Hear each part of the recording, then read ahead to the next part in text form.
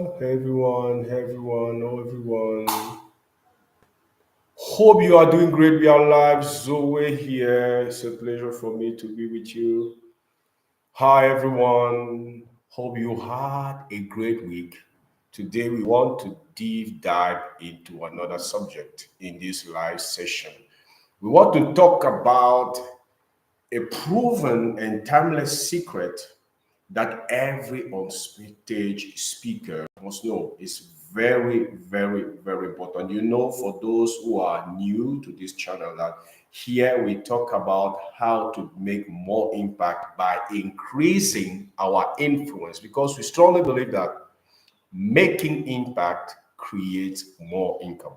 Impact is profitable. Many people do not say that, but we strongly believe that impact is more profitable than anything else. The more impact you have, the more opportunities you will create for yourself to make more and more and more income. So today we want to talk about these secrets. I'm Zoe from Cameroon, Central Africa. I'm a PhD lecturer and researcher in management science. I'm a business coach, and it's a pleasure for me to be with you. We want to deep dive into a story that happened in the Bible because I think that one of the greatest, if not the greatest for me on stage speaker that the earth ever known is Jesus Christ. And it is very important for us as on stage speakers, as entrepreneurs and business people to learn from the best. Because let me tell you this up front, no one buys a product because of the product. Everyone who buys the product because of the story that has been told to him about the product. We buy the story. We buy what someone said to us about the product. We buy the stories, the narrative. We buy the content. In fact, every of us, we are influenced by the content we consumed that influence us into buying a specific product.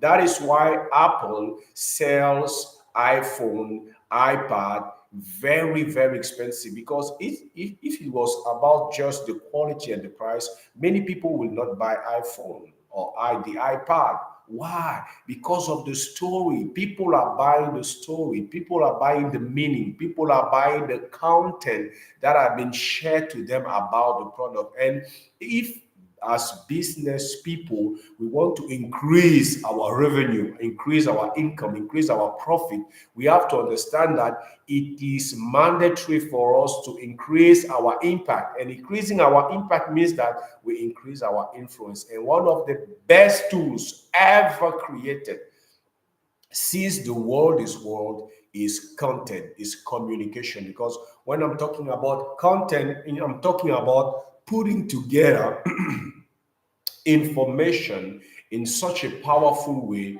in a writing form, in a video form, in a picture form, or whatever support you can ever imagine to bring value to the consumer of of that information, to influence the consumer of that information into taking a specific action that will bring him or her transformation.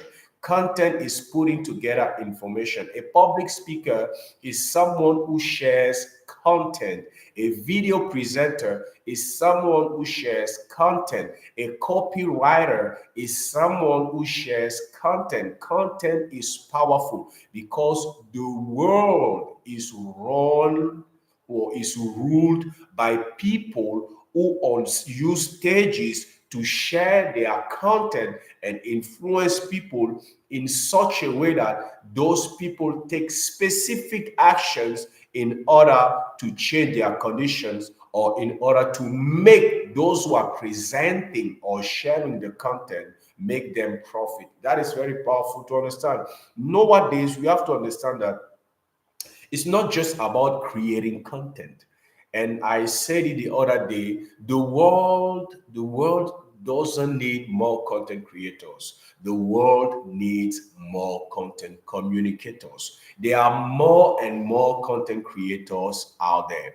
But what is lacking is content creators that happen to become or to be influential, because the market is suspicious. People are suspicious because many entrepreneurs in the past made promises they couldn't keep up. And the marketplace is bombarded also every day with ads, with promises, and people are suspicious. When they are in front of a salesperson, an entrepreneur, a business person, they have their guard up. They are protecting themselves because they don't want to be fooled. They don't want to be taken advantage of. And that is why it's very important to understand that today it's more difficult to sell to someone than in the past. Why? Because you need more influence. Someone can suffering from a problem that your offer can solve, but it's not just because you have a great product that solves a real problem that you will be able to sell to that person. You have to be able to influence that person to build trust, rapport, to create such a connection in such a way that that person will be willing to buy the product or the solution you are offering that they need, and their lives will be transformed. So we have to understand the environment in which we are is no longer about just sharing content. You have to integrate in your content strategy, in your speaking strategy, principles, laws, a strategy that will make your content more influential. And when we are talking about influence, many people used to think about techniques. And quite frankly, I'm not a technique guy. I don't like to have to memorize some techniques. I like to flow naturally when I'm speaking to someone. That is why I have difficulties memorizing techniques. And many people, when we are talking about becoming more influential, are thinking about what are the techniques I should be using. What are the techniques and the tricks I should be using as I am presenting? I want to say to you this: many of the, or almost all the great public speaker in history, most of them didn't use techniques, but they have one thing. And in many public speaking academy, they do not speak about that. That very thing I'm about to share with you will completely change the way you present, because as a content creator, you may be called to speak on stage to share your content, and you have to understand what it is, that secret that is underrated nowadays, but that will make all the difference in how you will be able to influence your audience to make more impact and at the end make more profit. Now, let's go to the book of John, chapter 7. And I told you that I will be drawing, or I will be taking the story I want to share with you in the Bible. There is this guy's religious people who sent guards to arrest Jesus. For those who know the Bible, you know that for religious leaders, Jesus was an impostor, and they had to arrest him and kill him. So here they sent guards to arrest Jesus. And something happened that is very, very amazing. Those guards went to arrest Jesus. And Jesus, when they arrived where Jesus was speaking to an audience. So they had to wait at the end of the presentation to arrest him and bring him to the religious leaders. And as they waited, they were also listening to what Jesus was sharing as content. They were consuming the content of Jesus while they were waiting for the end of the meeting to arrest him. But something amazing happened is that when we read in verse 45 and verse 46, even the verse 47, it is said this. Finally, the temple guards went back to the chief priest and the Pharisees, who asked them, "Why didn't you bring him?" "No one ever spoke the way this man does," the guards replied. "You mean he has deceived you also?" the Pharisees reported. This is the report of the guards sent by the religious leaders to arrest Jesus. Have you ever seen that in the world? That they send guards to arrest someone who is speaking on stage to an audience, and when they come, or when they arrived at the venue where the presentation is happening, they are mesmerized by the content, by the way the speaker is delivering his content in such a way that they forget about their mission. That is to arrest the guy. That is what happened to these guards. They were sent to arrest Jesus, and on stage, public speaker who was speaking to his audience, sharing his content about the gospel of the kingdom of God. And those guys, can you imagine guards? They are armed. They have muscles. They are impressive kind of people. And they went there, but they were mesmerized by the content. And when they went back, the religious leaders asked them, "Why are you coming empty-handed? Where is Jesus? We have sent you to arrest the guy. Where is he?"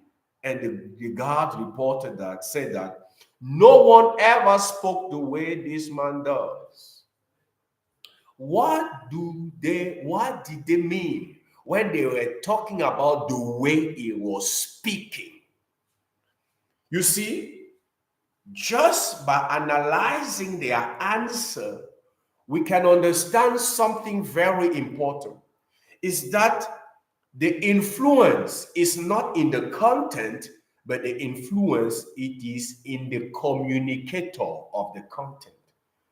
Because they were talking about the way he was speaking, not what he was speaking about. Many people think that because I have a great video, because I have a crispy video, because I have done this, I have written like this, like this, like this, it will change or it will have impact. Yes, it is good. It is great to know how to create good content, to know how to write good copy, great copies. But you have to understand that the influence, most of the influence you are looking for, happen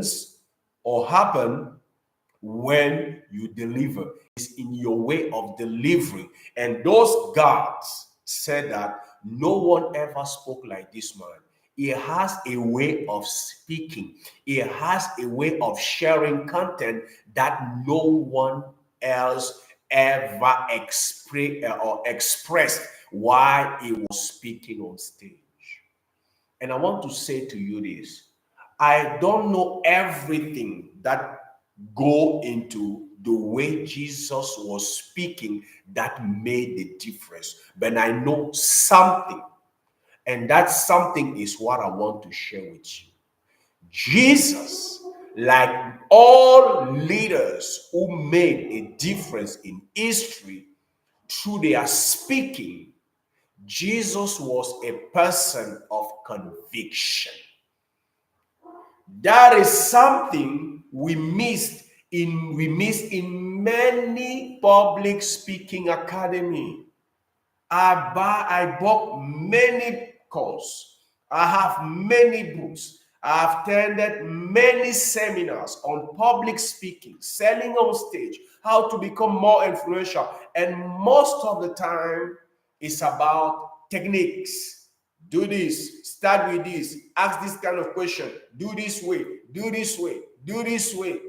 And many people are confused because there are many techniques.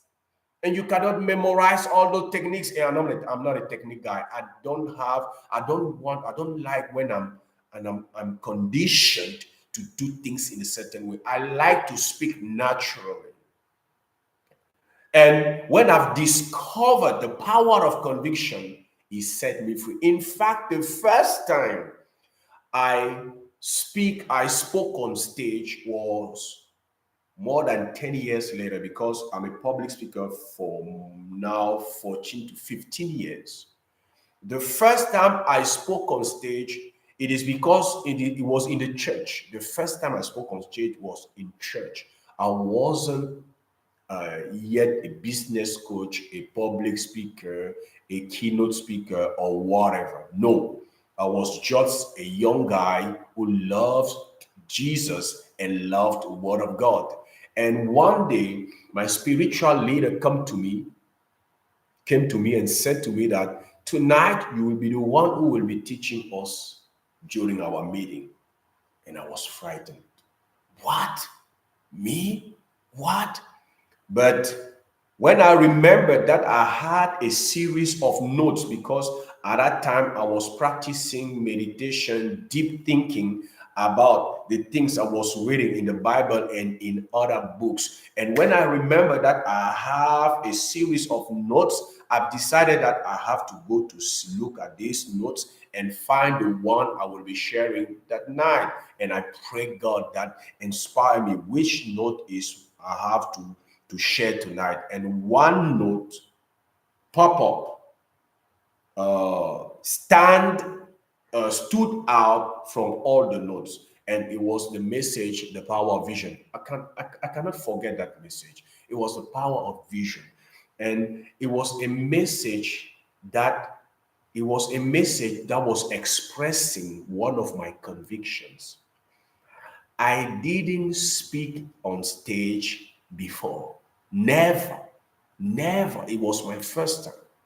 And when that night I walked up on stage, the first 5 to 10 minutes was a little bit frightening for me. But after that, I cannot explain to you what happened, but I was like invested or empowered with an authority, and I was speaking to people. The room was energized, people were engaged, people were screaming, and at the end I received so much good feedback of people saying that your message changed my life. It was impactful. I really needed this changed my perspective. My life will never be the same. But it was the first time I was speaking on stage. I didn't know any technique.